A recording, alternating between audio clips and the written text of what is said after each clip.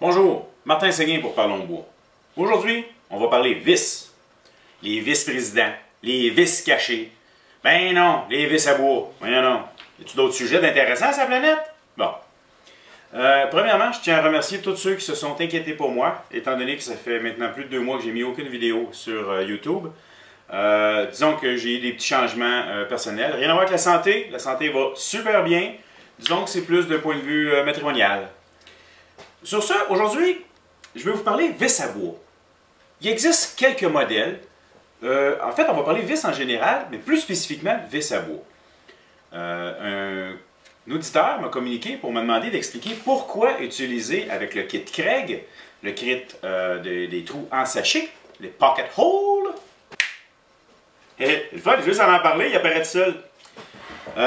Pourquoi qu'avec ce kit-là, on est mieux d'utiliser les vis qui viennent de Craig ou d'un certain type, plutôt qu'une vis à bois régulière? Je vous explique. Je tiens à m'excuser pour mon absence de talent d'artiste. Au niveau des vis, celle-ci est le modèle classique d'une vis à métal.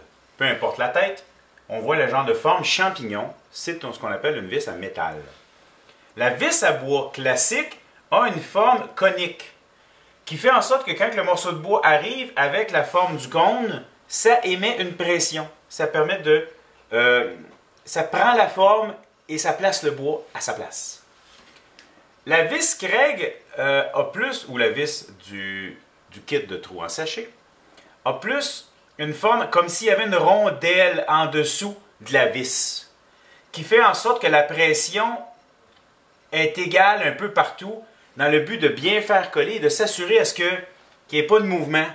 Dans une forme conique comme celle-ci, il y a une possibilité que ça fasse un petit peu tasser le bois, tandis que dans la forme à rondelle, on a une force plus dirigée vers notre morceau de bois.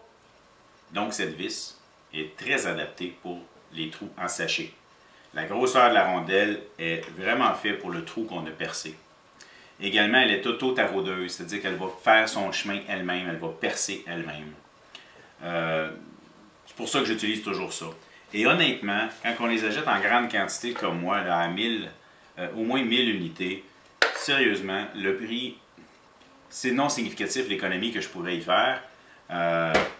Puis ça me dure très longtemps, je fais beaucoup de projets avec ça.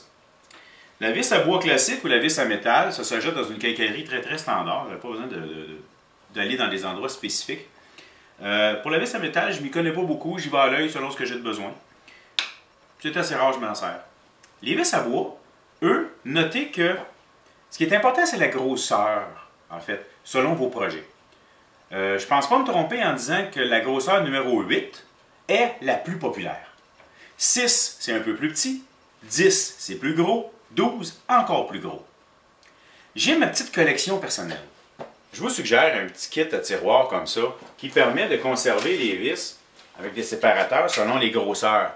Donc, on y va selon la grosseur même. Donc, comme je dis, plus le chiffre est petit, plus la vis est petite. Je les conserve de différentes grandeurs allant de 1,5 pouce, 1 cm à environ 2 pouces. J'ai presque toutes les grandeurs selon mes besoins. C'est ça, dans les différentes grandeurs. Des fois, j'ai besoin de plus grosses. Comme ici, de la numéro 12. Ben, les autres, je les achète juste pour mes besoins. Puis je les conserve dans ça.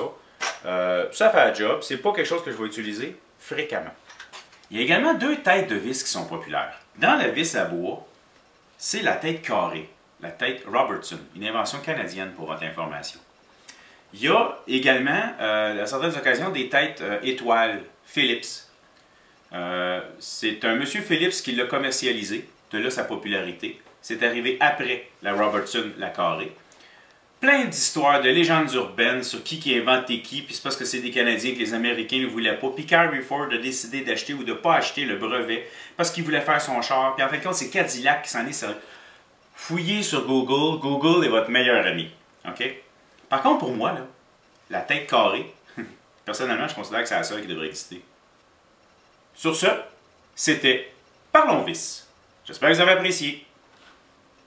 Je vous invite à me suivre sur ma chaîne YouTube. C'est le petit bouton s'abonner dans le bas de l'écran. Vous pouvez également me suivre sur la page Parlons Bois sur Facebook et ou également sur ma page Google+. Ça m'arrive de donner des formations ici même dans mon atelier ou encore chez les gens. Il suffit de me contacter pour qu'on s'arrange. J'espère que vous avez apprécié. Merci.